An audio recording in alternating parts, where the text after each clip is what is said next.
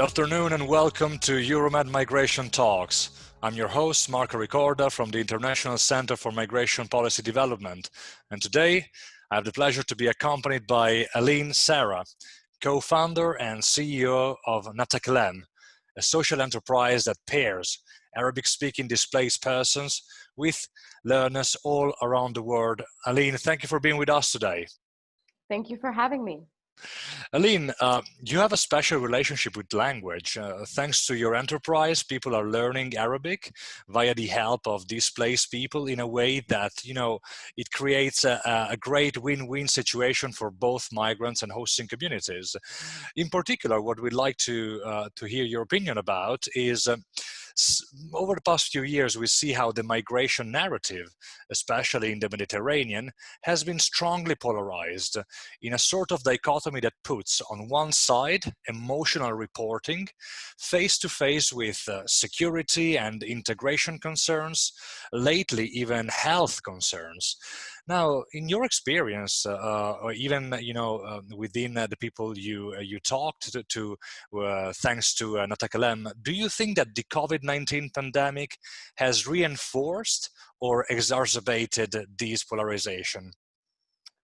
Well, sadly, I think that COVID-19 has already triggered and will be triggering such dire economic repercussions around the world that will obviously affect local populations, that all of the already existing fears of migrants coming in, taking jobs, etc., will only be reinforced.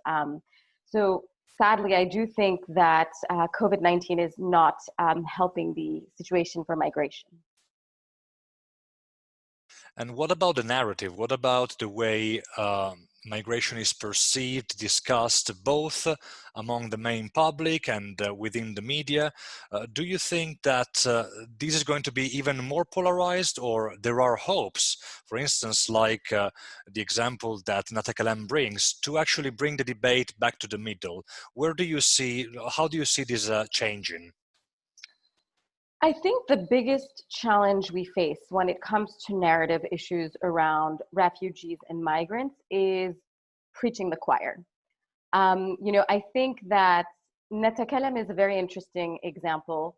Just to reiterate what Netakalam is, the Netakalam is a social enterprise, and our goal is to provide an income to refugees and displaced people, regardless of their location and status, by hiring them through the freelance gig digital economy as online tutors, teachers, and translators. And we provide three main services.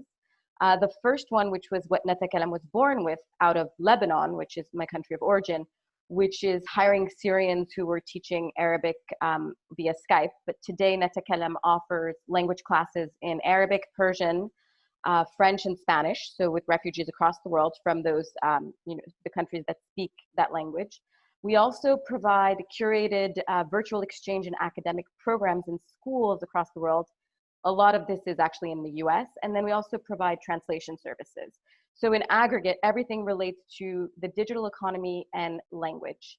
So what's interesting is a person who will sign up to NaTakallam will likely already be sensitive to the refugee issue and will be open to supporting refugees, which brings a bit of a tricky situation if our goal is to also build bridges and create understanding. That being said, we also have programs in schools and universities. We're trying to bring these into corporations